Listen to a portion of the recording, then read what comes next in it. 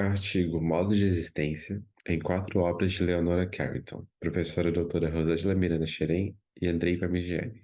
O artigo aborda 4 obras de Leonora Carrington, a partir das quais se destacam as marcas do seu universo poético e conceitual, suas figurações imagéticas e soluções plásticas. Um crocodilo gigante com uma existência mínima. Como Acer é o pequeno crocodilo, é uma escultura com enormes medidas em relação à escala do corpo humano, patinada em tons azuis acinzentados e concebida para caber dentro de uma grande fonte em forma de bacia equipada com água e pedras.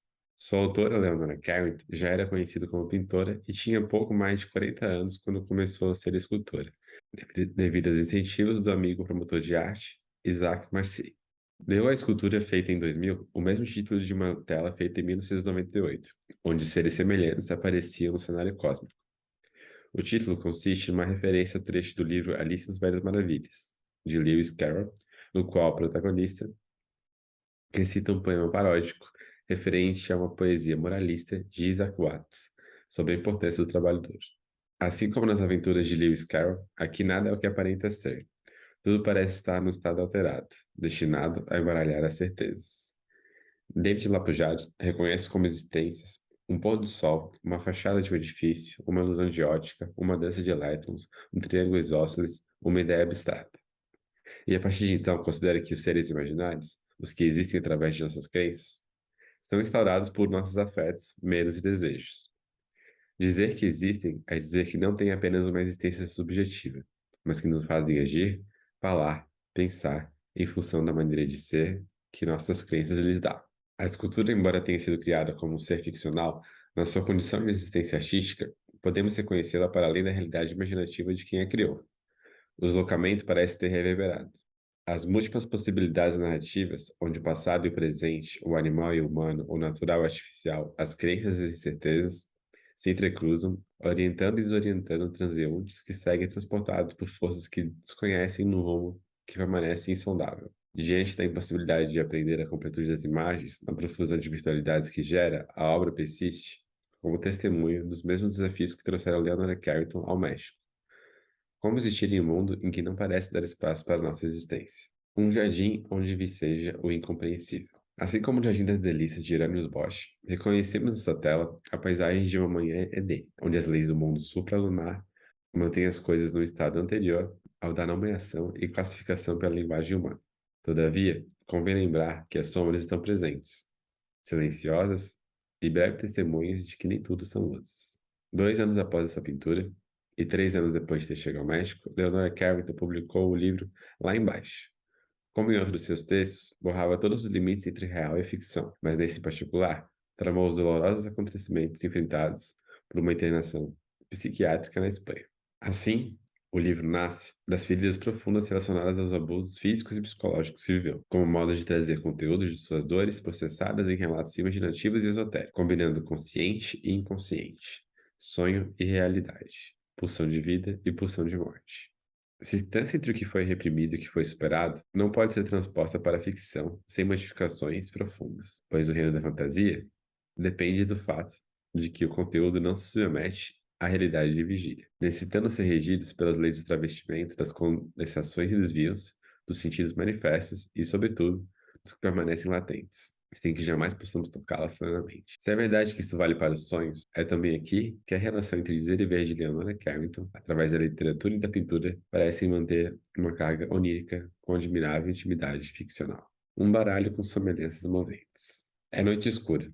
Um corpo resplandece sobre o fundo dourado. Tudo é mistério. Dos astros no céu às ruínas meio palacianas, dos seres que flutuam ao chão, que se desfaz. A cartela de cores reduzida pelas variações cromáticas em torno de branco e preto, amarelo e vermelho. Em La Marja de Toro, a configuração remete à imagem de uma mulher. A vestimenta estampa formas triangulares ou poligonais com desenhos incrustados que indicam os arcanos maiores do tarô de Waite. Num pequeno texto intitulado A Doutrina da Semelhança, Walter Benjamin, ao refletir que os humanos de outros tempos ligam as imagens abstratas das constelações, pondera que existiram leituras sobre o destino humano a partir dos astros. Pode-se supor que o dom médico, outra hora, o fundamento da clarividência, migrou gradativamente no decorrer dos milênios para a linguagem e para a escrita, nelas produzindo um arquivo completo de semelhanças extrasensíveis. Assim, Leonora Carrington permite abrir as possibilidades de leitura partindo da montagem de um novo arquivo de semelhanças. Lembrando que aquilo que chamamos de evidência não passa de uma evidência, e o que chamamos de visualidade não passa de uma aparição, cujo sentido sempre se monta a partir de uma extra parte. Afinal, assim como na leitura de tarô, também na pintura constamos diferentes camadas e horizontes, quanto mais variadas forem as plausibilidades explicativas e efeitos explicativos que colocamos em jogo. Um pensamento funâmbulo como modo de refratar-se. Na tela lepidóptera, vemos um ser simbólico, composto pela justaposição de três diferentes criaturas sobre um fundo de cor laranja chapado. Entre outros detalhes dessa obra, cheia de simbologias, também encontra uma explicação associada ao período que foi feita. Conforme o site do Museu Leonora Carrington, a pintura simboliza seu apoio às manifestações estudantis ocorridas em 13 de agosto de 1968, em defesa da liberdade e contra o governo do México. 2 meses depois, os jovens acabam massacrados e artistas deixam o país para morar em Nova York. Entre os estudantes que sofreram a repressão das forças estatais estava seu filho, aluno de teatro. A artista, que já era conhecida, quis deixar ali uma manifestação de apoio, menos como um panfleto político e mais como um modo de se posicionar em coerência com sua trajetória pessoal. Interrogando o entendimento sobre o que seja uma obra-prima e como chegamos ao nome de grandes mestres, Gigi Huberman aborda o conceito de obra para além de um belo objeto, numa situação desterritorializada, mas que permanece atravessada como algo inestimável. Para o autor, o artista que se arrisca nessa empreitada não visa impor seu nome, nem mesmo buscar alcançar algum tipo de poder, e só pode ser soberano por um fio, mantendo-se posicionado no equilíbrio frágil e arriscado, sempre sujeito à iminência de um desastre. Os dois escritos da tela parecem articular um pensamento onde a liberdade e o valor próprio sustentam a coragem de se colocar no mundo e resistir aos desafios mais avassaladores. E não seria esse um modo de exercer a soberania artística? Imaginar para resistir e criar para viver. Leonora Carrington era oriunda de uma família aristocrática, contra a qual se rebelou muito cedo. Estudou arte na Itália e depois em Londres, tendo viajado e vivido em vários países até se estabelecer no México. Antes de prosseguir, cabe mencionar, cabe mencionar dois aspectos. O primeiro se refere aos artistas de seu meio e juventude. Antes de chegar ao México em 1941, passou 3 anos em Paris convivendo com nomes como Max Ernst, André Breton, Juan Miró, Salvador Dalí e Pablo Picasso. Contudo, sua poética não parece ter se voltado para as questões do erotismo, temática bastante cara às abordagens surrealistas masculinas. Sua produção privilegia questões relacionadas ao mundo místico e onírico, onde imaginação e delírio menos pareciam se avizinhar da psicanálise freudiana, tão a gosto daquele circuito e mais a se aproximar de certas realidades culturais de modo íntimo e pessoal. O segundo aspecto diz respeito ao fato de que ainda não havia chegado aos 30 anos quando se viu afetada pela Segunda Guerra Mundial. Sua adolescência e juventude foram impactadas pela perseguição nazista, em particular pelo envio de seu então companheiro, Max Ernst, para um campo de concentração. A partir daí, teve que fugir para a Espanha e depois para Portugal, onde conheceu o escritor mexicano Renato Leduc, com quem se mudou para o México e onde seguiu sua vida como artista. Desde então, estreitou uma amizade e interlocução duradoura, com Remédios Vara. Nos anos 50, a artista produziu uma série de desenhos que posteriormente foram publicados em Londres como livro infantil sob o título de The Milk of Dreams. Na década seguinte, executou um mural através do qual se tornou seu nome bastante conhecido.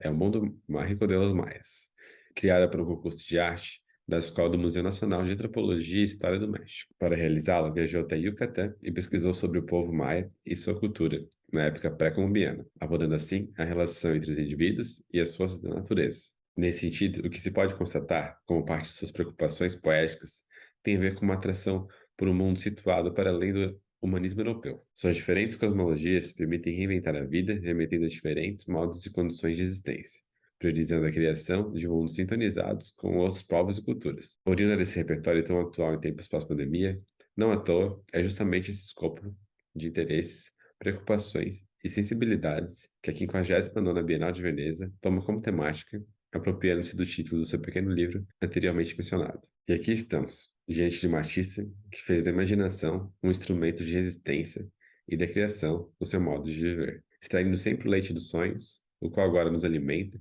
para que possamos seguir encarando os desafios neste tempo que nos coube viver.